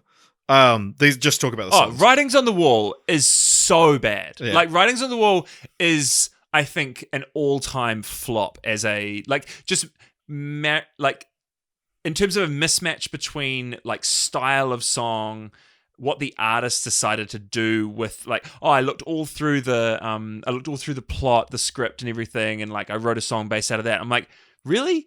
I mean, like, I know people don't like Spectre that much, but, like, the song just does not sound Bond in any way. And so I think I disagree that it doesn't sound Bond. The problem is it feels like Skyfall 2.0. Yeah, like it's just Skyfall a boring the song, song. 2.0. But the problem with Skyfall is it just sounded like the Bond theme with singing over it. Yeah. So Yeah, totally. I would say it's more that it's that for the first time in Bond song history that the song isn't setting its own identity, which is what a lot of these songs do for their movies. And if not the identity of the movie specifically, the identity of that iteration of Bond or the time they came out. And like all of Pierce Brosnan's Bond songs are like, yeah, that was the time. That was, the late 90s, early noughties. Like that's what these songs sounded like then. Yeah. And so I'm not inspired by Writings on the Wall. I like Skyfall a little bit.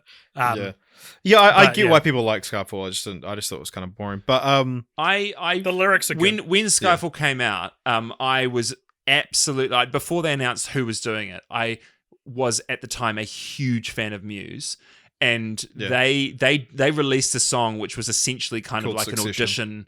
Yeah.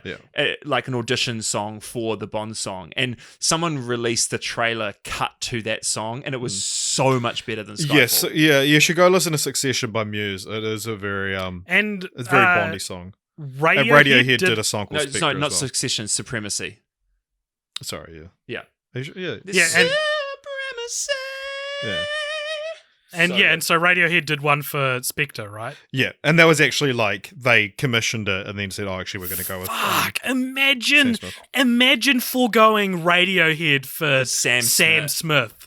What like a timeless, musical act next to someone Sam who Smith is no just longer doing famous. another Sam Smith song. Yeah. So Radiohead, like I think that like you mentioned about Brosnan's themes, I am worried again that it's just going to be some artist I don't care about. Beyonce's kind of teased that it might be her.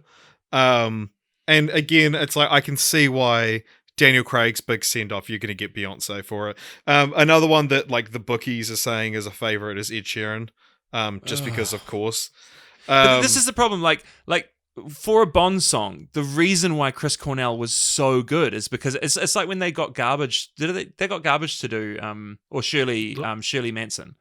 Garbage did The World Is Not Enough. Yeah, and like those are interesting choices. Yeah, that's the thing. You shouldn't just go for the biggest star in the world. Good point. Exactly. Yeah. Adele was the perfect marriage between a Bondy artist and also happened to be the biggest actor in the world. Because she's not ubiquitous. Like when she releases one album, it's just like she just lets that stand on its own. She doesn't do a whole bunch of collabs. She's not constantly releasing singles. Like she's a mysterious artist. Yeah, so and that's why I think like Arctic Monkeys would be perfect. And like I would love to see the rock and like soul influence back in the Bond themes rather than just getting like Ed Sheeran to do an Ed Sheeran song or Beyonce to do a Beyonce song. That's such a good point that like the best in fact until Adele and Sam Smith, none of the best Bond songs were the biggest artists in the world.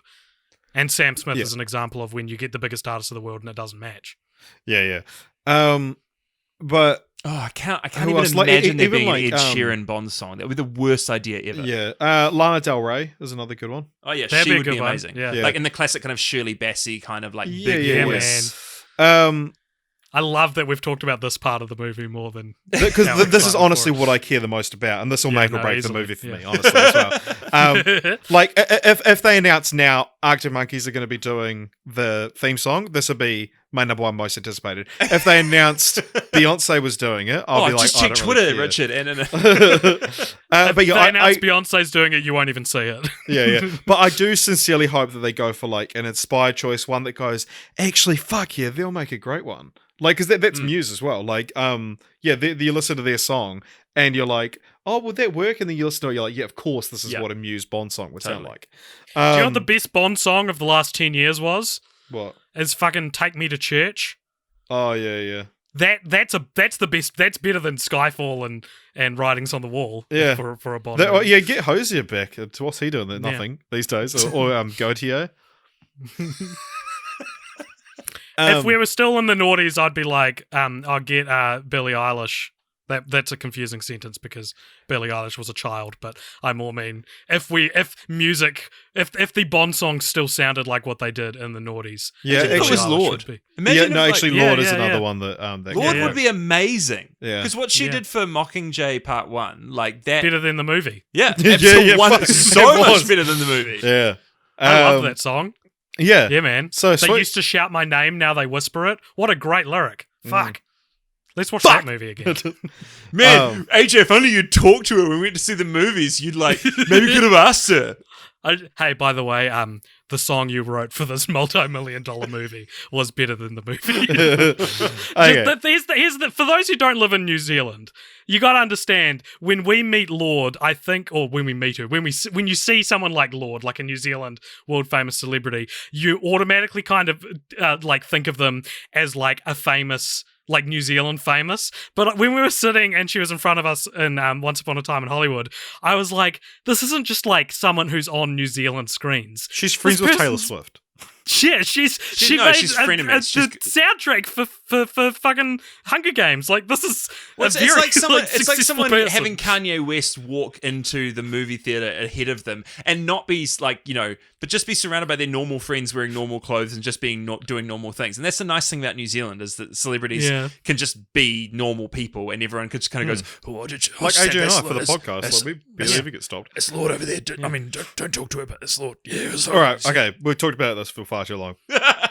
So, she's world famous. Trolls World Tour. That's all that needs to be said. Yeah.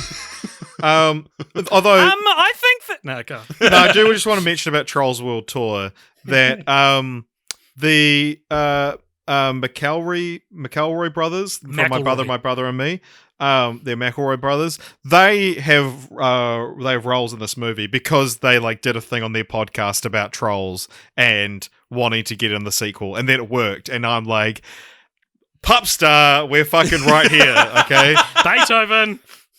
Yeah, and look, hey, Cold Popture being part of the Little Empire podcast network is tangentially related to My Brother and My Brother and Me. So, hey, Robert Vince, if you're listening, or whoever has the rights to Beethoven, I genuinely would love to write and direct Beethoven 9.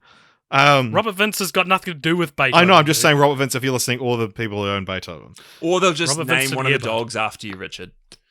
Fuck yeah, I'd take that. Cult Popture. Hell yeah. Cult Popstar.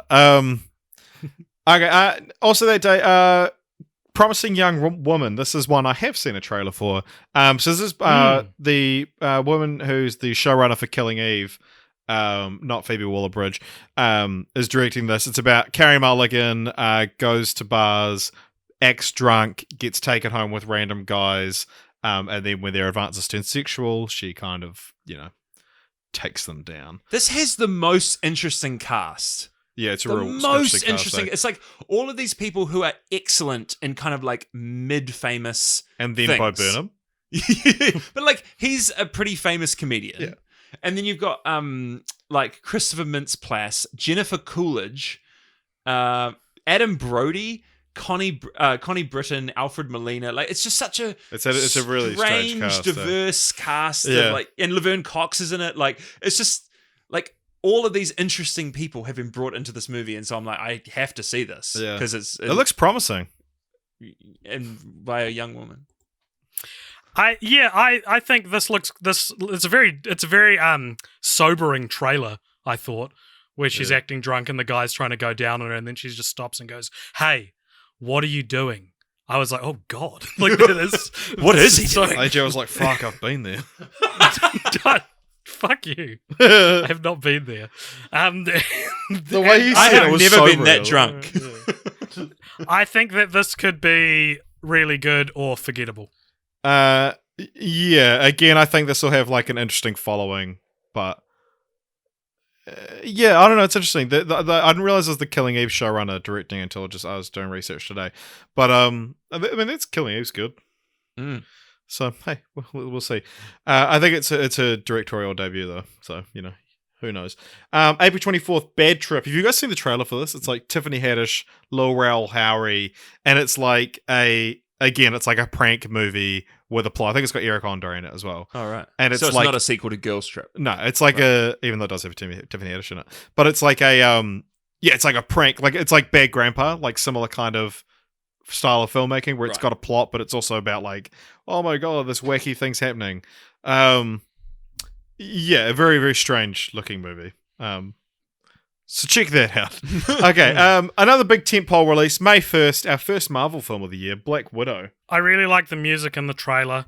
I will see this because I need to know why it's going to be good. Does that make sense? Like, I'm so unmoved by it at this stage. The trailer was all right, and it's like, I don't know why I will like this, but I'm still sure waiting for the penny to drop that makes this all click into place, Yeah, and it's interesting because one of the biggest sort of criticisms that I've had of it so far, well, not even criticism, one of the biggest red flags, I think, is I don't understand why now is the time when you would make a Black Widow movie. She just died in Endgame, and like it's going to be a prequel, and it's all like, why are we doing this now? What is the point of this now?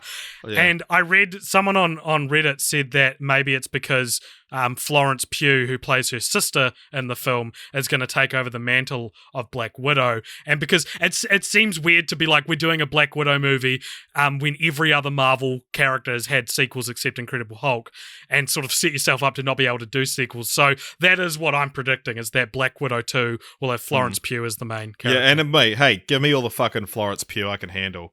God. Yeah, I love that woman. Yeah. She has a fantastic video on Twitter of her removing a growth off her cactus, and it's very cute and funny. No, that's a phrase I did not think I was going to hear. Yeah. Removing a growth off her cactus. Jeremy, you've got any thoughts on Black Widow? I mean, like, I think, it's just an extended apology to Scarlett Johansson for not taking that's her the thing. It serious. feels like an apology. It's just like, oh, sorry, and now your career is ramping up again, and like, let's give you another movie. Like, she was genuinely probably the most interesting. Like, she had one of the most. I'm not going to say the most because I'm sitting in a room with Endgame stands, but like I found her particular character arc in Endgame really interesting. How dare you? No, that's I'm going to tie my girlfriend up and drive off a bridge with her in the trunk because you said that. Yeah, thanks for the Eminem reference. Well, that's what Stan is. Yeah, cool. It is. All right. Well, this is fun. I think that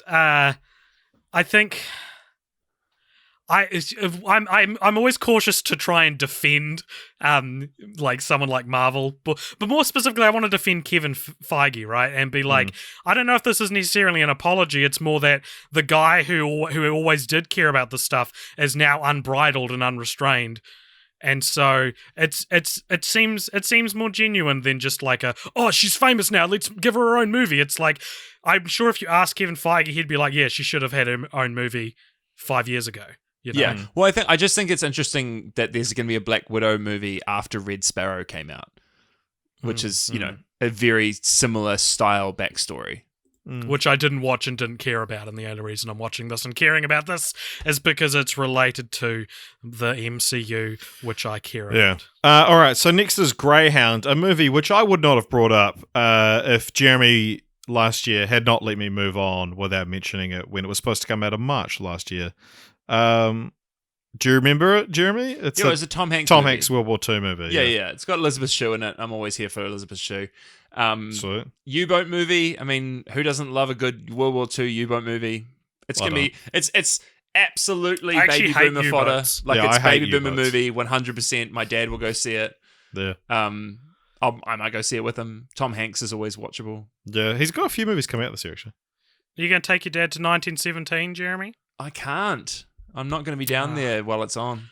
I took my dad to it. Well, actually, he took me to it. He paid for the tickets and the candies. Oh, this is how you. This is going to be bank account. This is how I win. For you. Hey, Dad, do you want to love movies with me? Can I be on the podcast? Oh, maybe not. Hey, he was gonna be on, but okay. So, Meredith, Legally Blonde 3, the second Legally Blonde 3. So interesting. 19 years later, Reese Witherspoon decides that the franchise has enough clout to warrant her again. Just people are just starting to find out about Legally Blonde, so she was like, no, this is number 3.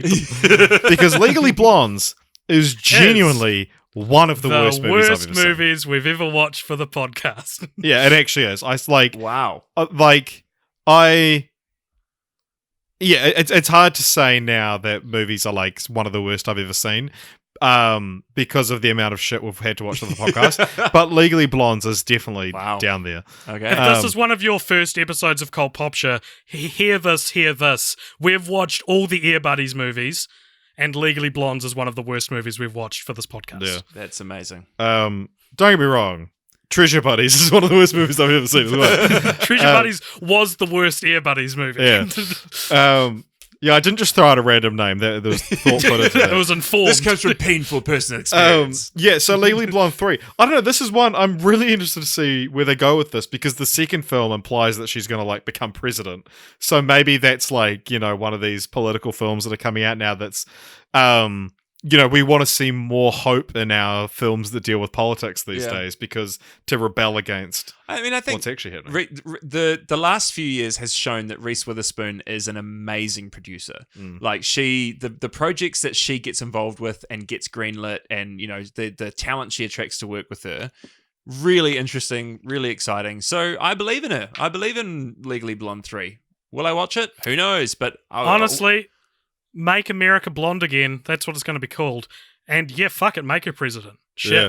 Why not? Why not? You know what I mean? Yeah. I'm here do for it. It's ridiculous, but sure. I would love a Parks and Recreation and Legally Blonde crossover.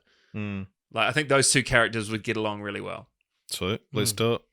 Imagine Legally Blonde 3 is the scathing political satire of 2020. It's the most pertinent film of the 2020s. Yeah. It's this decade's Knives Out. So, the personal history of David Copperfield. This is an adaptation of the Charles Dickens novel. David Copperfield. This is written and directed by Armando Iannucci, who did so good. The Thick of It and Veep, all those kind of things, and the Death of Stalin. Death of Stalin. Have you ever seen Death of Stalin? No, I haven't. It is so Not good. The film, but yeah. It is so good. Like, I mean, I'm a massive fan of Armando Iannucci. He's just, I love his brand of humor. I think you're it's looking great. forward to Avenue 5.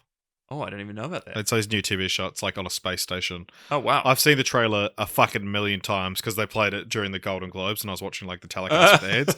And I'm sick of that trailer. Right. Man. No, I mean, this movie looks amazing. I have to say, the trailer is cut amazingly. I really like the trailer. But Dev Patel, I'm always here for anything he does. He's such a watchable screen presence. I feel like this movie's been coming out for years. Yeah. Well, it's got like I think it has come out in the UK. I think it already came out in the UK a while ago. And so, like, you just watch the trailer and it's got all of these kind of like quotes from the reviews and The Guardian and The Telegraph and stuff like that. So, it came out in the UK. It comes out in the UK 24th of Jan. But it premiered at Toronto Film Festival on 5th of September. Yeah. Right. So, I mean, reviews are out. Everyone says it's pretty good. So, and like the casting, I mean, I just saw that it got a BAFTA nomination for best casting, which, to be honest, I think BAFTA's good on you. Like, I think that's a great award to give, because I think best casting in a year is always, I think it's an award we should see more of. They won. Oh, British independent there films. you go. I mean, Tilda Swinton, man, I love seeing her play nice roles, because she's so often cast as kind of weird and freaky roles, but actually seeing her play someone who's nice is quite cool. Yeah. So looking forward to that, Jeremy. Official review. Okay. Scoob! Exclamation point. The sequel to Mother! I rewatched Mother recently. You rewatched Mother? I never thought I would. Are you the first person in history to rewatch that movie? I could be. Some friends had never seen it and wanted to watch it. Oh my god! And I was like, sure. Funny. Let's talk about Mother. The funny story when it ended, because I watched a room full of about 6 people and had never seen it. When it ended, one of them was like, "So, was it real obvious from the start that it was like an allegory for?" like the Bible and God, and then one of my other friends was like, I don't think that's what it's about at all. And I was like, are you fucking stupid? I actually said that, and no one else realized it, so I called a whole group of my friends stupid because none of them realized that it was the story of creation. Wow. Which it like absolutely is. I don't want to talk about personal interpretations because the movie goes out of its way to make it clear that that's what it's about. I'm really in love with the idea that there's a film universe, the exclamation point film universe, and you guys are going to have to do it as like a film franchise. So Scoob. What is it? I don't know anything about it. It's like a 3D animated Scooby-Doo movie. Right. Okay. Looks bad. Yeah, it doesn't look very good. It looks bad. And this goes into the Charlie's Angels. No one was asking for this category. Yeah, Will Forte. Scooby-Doo has a like Sonic. Scooby-Doo has a big fan base, man. But this seems to have betrayed a lot of the like behind the scenes crew of who usually is involved. Like in Matthew Scooby-Doo Lillard productions. isn't playing Scooby. As Shaggy. No, Shaggy. Sorry. And he found out when they announced on Twitter who was playing him. And he tweeted and was like, this is a shitty way to find out. Oh. But yeah, Will Forte's playing him. This movie is so much bad faith. Like, it just seems so unfair to those the like tentative ship that has kept Scooby-Doo as an IP even like fringe relevant for the past 30 years. So I don't know. I think it's lame. Yeah. Maybe I won't see this. I won't see this in Mulan out of protest. And I will not talk about it further. Next up, we've got The Woman in the Window. It's got Amy Adams in it. It's not the girl on the train, I know. but they look pretty much the same. No, but the thing is, what's crazy is that the girl on the train involves her looking out of the train and seeing a woman in the window. Yeah, so I'm like, yeah. is this just the movie from the other woman's perspective? Maybe. And I don't know. What's the woman in the window seeing as the girl on the train? She's just seeing another woman in the window. Yeah. It's just a train window. A train window, yeah. All right, let's go to the next 10 You're like Amy Adams in a window. May 22nd, Fast and Furious 9 may or may not be the official title. There's a trailer coming January 31st. Really? Where we'll I find had out. no idea this was this close. We'll find out if that's actually what it's called. I'm not okay with The Rock not being in this. I don't know. I put this in my top 10 most anticipated because I looking through this list, I was like, okay, well, there's a couple that I'm actually excited for, and then I was like, now I have to lower my threshold, and then there's a bunch of movies that make it through, like, And No Time to Die didn't make it through? yeah, I don't know, I don't care.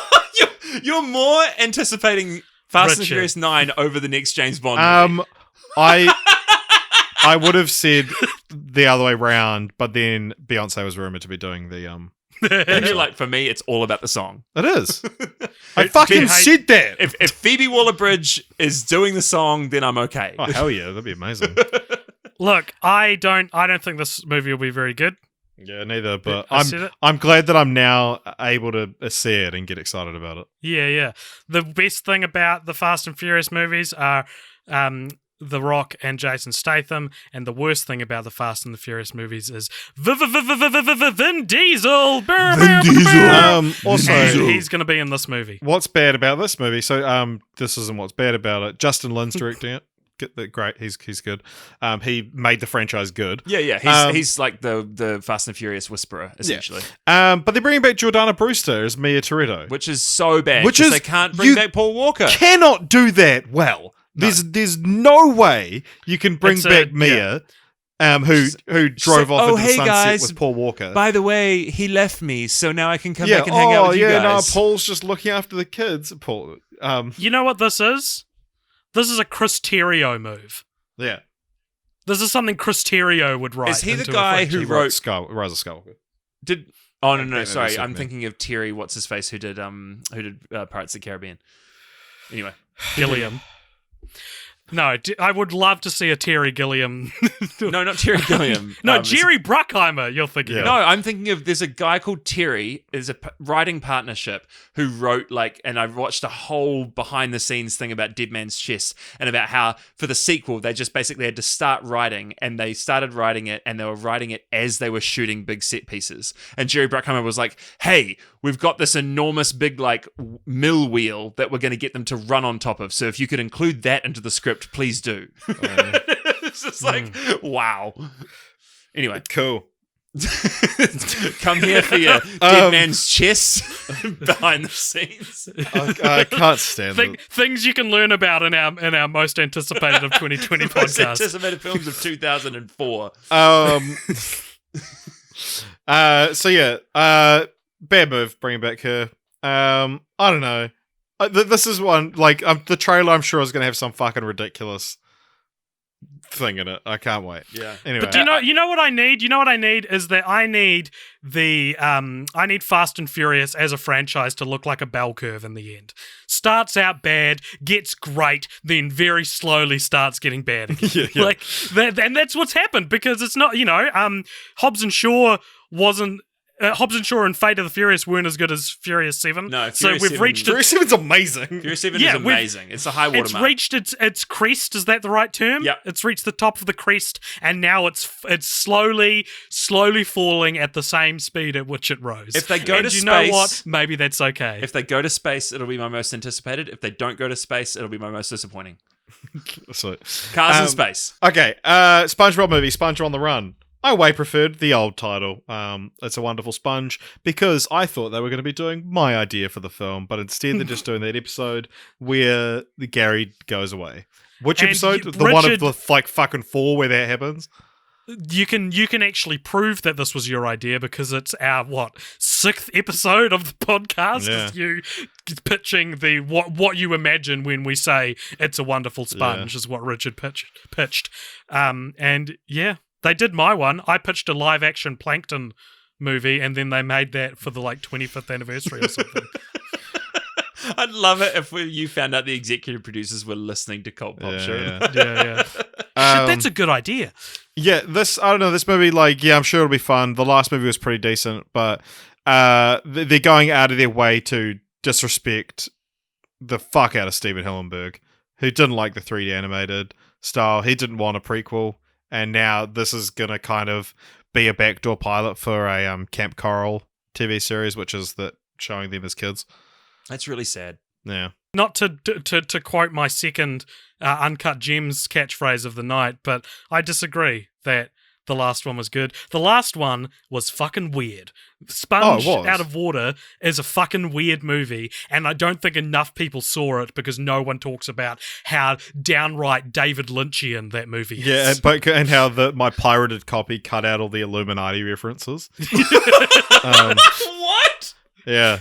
Yeah. Everything about that movie is strange, and no one talks about it. But that movie, because it was advertised as they come up onto land and all this stuff, but the first hour of it is just traditional 2D animation, and it's pretty funny, kind of thing, and then it gets and it does get weird. But I mean, yeah, the last one I thought was fine. I had a good time with it. We've It was seen better them than I on thought it would land. be. So how many times have we seen SpongeBob characters on land? Literally happened in the first movie, among other times. Yeah. So it's not like it's Anyway, all right. how much do you care about SpongeBob, Jeremy? I don't care at all.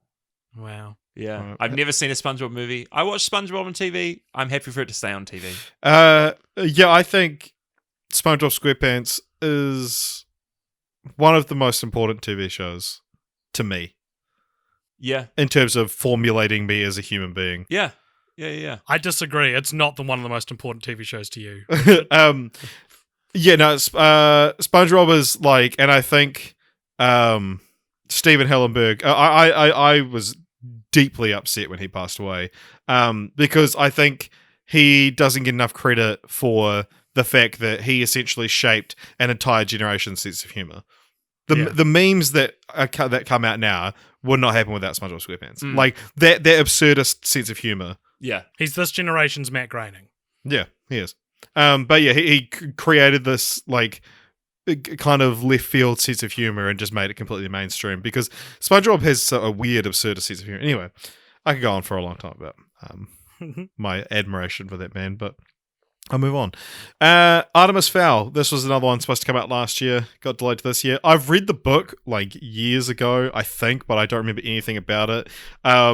It's going to be an interesting one. I don't think it's going to do very well because it's essentially just this privileged little white boy who just complains about how the shit he has isn't good enough. Yeah. I mean, again, I'll repeat my comment from last year when we talked about this. As you said, the only thing I can remember from this is the font on the cover of the book. Yeah. So- And the sequel, which was the same thing, but like blue, like Yeah. snowy. Yeah. And the author's name, Eon Owen Koffler. I've actually got a signed copy of Artemis Fowl somewhere. I probably said that last year. I've got a finite amount of stories. And We've reached the bottom. Yeah, there's a photo of me, tears in my eyes, Oh, wow. meeting Owen Colfer. Not because I was excited, because I thought I'd lost the book that I was supposed to get signed. And I was like, because I think it was my sister's, or it was, and so she had the first one, I had the second one, and then I lost this book, and I was like so horrified that I'd lost this. And then eventually I found it, or I like got something else signed. And then I got a signature, and I was the one that they were like, oh, for the like fucking local newspaper, we'll take a photo of you. So there's a photo of me, and I'm just remembering this actually wasn't Owen Colfer. Oh my word! I didn't think this story could get any more rambling. I was gonna say, Richard, it's weird to be like, I think I read this, and then follow it up with this story. This Yeah, very like- like diehard fan story. I do have like he came to the school and spoke. He did come to the school, but I remember Owen Colfer we had to go see in a church, and all I can remember about him talking is he talked about getting these gummy bears that were like the size of his head, and that's the only thing I remember about his story. What? But the story I'm telling about where I lost the book was Jacqueline Wilson. Remember those books? No. Yeah, she came to our school and chatted, and I got a photo with her. They were like, "Oh, punch up." And I was like, "Oh, I'm Punch fucking up. crying." It's fucking- Good times. All right. Well, what's the next one? Anyway, Please. Fun fact. Wonder Woman 1984. Which, as I'm looking at it on screen, This probably should be in my top is 10. not Yeah. highlighted as one I of don't your know. top most anticipated movies. My top 10 most anticipated is real weird. I am very excited for this movie. Despite her small filmography, Patty Jenkins, I think, is one of my favorite directors. And I loved the first Wonder Woman. I was so blown away by it. I loved Monster.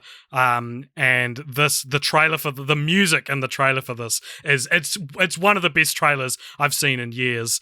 And I think it's a good trailer, and I think they are utilizing things well, but I will reserve judgment at this stage. I think I'm excited for it, but I wouldn't be surprised if it was inferior or not as good. Yeah, Or even I bad. Yeah, it's going to be hard to top the first one. And I think this one going into it is going to suffer because the first one was so good, you know? Yeah, And people are going to expect too much from And it. how are they keeping Chris Evans in there? Chris Pine. He's not in it. Oh, sorry, Chris Pine. One of the Chris's. Well, I mean, I could tell you, but it's potentially a spoiler. Oh, right. Okay. Well, then don't tell me. Like, I just think that's interesting. I mean, it doesn't stop me from very much anticipating. Yeah, if you know a little bit about the comic book lore I do not. of the characters that are featured in the film, you can kind of work out how they're probably doing it. Cool, but cool. it's going to be a spoiler. So Jeremy, did you see the trailer for it? Yeah, I did. It was a while ago, Yeah, though, so I don't remember so much about it. I think one cool kind of way to look at it, because when I found out they were bringing back Chris Pine, I was like, oh, but his sacrifice was so noble. Why would they do that? But one of the cool things that the trailer shows you is like, now it's like he's the fish out of water. Yeah. Like Diana was the fish out of water in the first movie. Now it's him because he's been pulled out of time. And I think that's potentially a really fun idea. And so, yeah, looks good. I love that it's still a period piece, and that it's set in, Yeah, I was thinking 1984 is it's a cool kind time of to put it. it's a very cool conceit to like put Wonder Woman in, to like have Wonder Woman movies be kind of like these period piece, like drop you into a past Yeah, exactly. time. It's like kind of Doctor Who-ian kind of they feel. should do the next one should be Wonder Woman 2049. Yeah, I mean, totally. Like, go into the It's future. funny. Yeah. And No, meet totally. Blade Because Runner. there's such a jump. Like, it's like, yeah, we'll make all the Wonder Woman movies like period pieces. Oh, it's like, oh, cool. So the first one's set in 14 or whatever, and then the next one's 1984, and it's like, oh, okay. There's a lot of material we maybe could have done in between those two times for a second. Maybe 1984 could be the fourth movie. Like, Yeah. so that's funny. But I would love it if the third or fourth movie was set in the future. It's almost like how they designed the Fargo TV series, which is really cool. Okay, next up, the movie with I'm sure Jeremy's weirdly excited for is the Candyman reboot. What? Just because you know way more than I thought you would about Candyman. Yeah, Candyman was like the first horror movie that I saw when I shouldn't have seen it. You know? Yeah. So for those that don't listen to every episode of this podcast or don't remember something from a year ago, we mentioned the Candyman reboot produced by Jordan Peele, and we both expected Jeremy to maybe have heard of Candyman or go, yeah. Not even just not have seen it, but to have a peripheral knowledge. yeah. Of But its instead, he existence. fucking analyzed the shit out of that movie. But I don't know, Jeremy. Without going into too much depth again, how do you feel about the reboot? Oh, I think it's interesting. I don't know whether or not. I mean, I didn't like the movie when I saw it when I was a kid. Yeah. But it's just it's fascinating. Like I said before, it's fascinating that Jordan Peele, the opposite of Jordan Peterson, Jordan Peele. Oh god! Anyway, It's Chris Pine and Chris Evans all over again. Oh man! I tell you what, I am not sleeping very much these days, guys. Have some sympathy. Anyway, I will not. Imagine if Jordan Peterson produced the Candyman reboot. Imagine if Jordan Peterson directed Us and Get Out. Imagine if he directed Get Out. Oh my god! Yes, that was inherent in my initial laugh. Okay, anyway. Okay, is there any point in talking about this? No, there's not. Anyway, I think it'll be interesting. I'm really looking forward to seeing what he has to do. I don't know when I'll get a chance to watch this movie because it is the opposite of a Gemma movie. But that's okay. Yeah. Did you just doxed your wife's name on the podcast? Is that canon, or do you want me to bleep that? It's fine. Also, Is my wife's name Canon? Jeremy, who used to Is your not want us daughter's to name Cannon? use his last name on the podcast, Vargo. That's Yeah. right. I remember back then when you were like, please don't mention my last name. Anyway, continue. Before you mention it, Hey, hope you guys enjoyed this episode of the most dumbest looking anticipated films of 2020. If you liked it, then please share it with your friends. Please comment on this post wherever you're seeing it. And please, hey, go over to Cult Popture on Facebook and YouTube and give us a like and a subscribe, or follow us on Twitter or Instagram at Cult Popture, or you can find us on our Discord, the link to which you can find in the description of this podcast. And you can also email us at cultpopturemedia@gmail.com. Tell us what your most anticipated film of 2020 is, or what you think is going to be the dumbest one. Anyway, here is the post-credit sequence. It's coming up right about now, Funk Soul Brothers.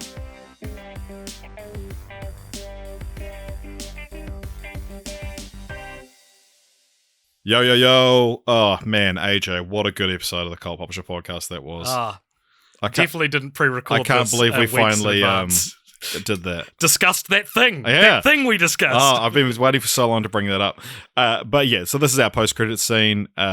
We've been doing this a couple of times now, so you might know what these are. If you don't, it's where we get our patrons to send us in something, that they want us to question or something to discuss. To talk about. And we do it just on the end of the episode here. So if you want to get involved, go to www.patreon.com/cultpopture and throw us some moolah. And Richard, today's and if you don't want to get question- involved, just keep living your life. Yeah. Today's post-credit scene comes from Ben Close, who asks a question he's actually asked us before multiple times. and really wants to get to the bottom of a mystery. He says, okay, feel free to ask me for something else if you don't want to talk about this. And so this does get a bit blue, just a warning for those who don't like blue conversations. He asks, can you please explain the physical mechanics of how you wipe sitting down? I remember doing it as a kid, but at a certain age, haven't your cheeks grown to the point where there's no more room? Like, seriously, where does your hand go? Or are you actually squatting, not sitting? And if so, is it not easier to just stand up all the way? And look, he asked us, do you wipe standing or sitting? And I'd heard, it wasn't until I was like in my 20s when I heard that there are both standers and sitters, and the other has no idea that the other exists. Look, I'm a sitter. You're a sitter. Yeah, I want to ask Ben a question, and that is, how the fuck do you wipe standing up? You'll get poo everywhere. Surely, right? I don't understand how we're the weird ones here. Well, see, because my thinking is that when you're sitting on the toilet, you're like your cheeks are separated.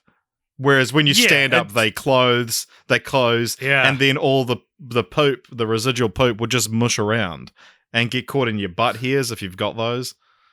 If you're as lucky as us. I don't know how to explain the physical mechanics of wiping sitting down. Picturing it because wrong. It's the obvious one. Yeah. I don't know, man. I don't know. Watch some videos, Ben.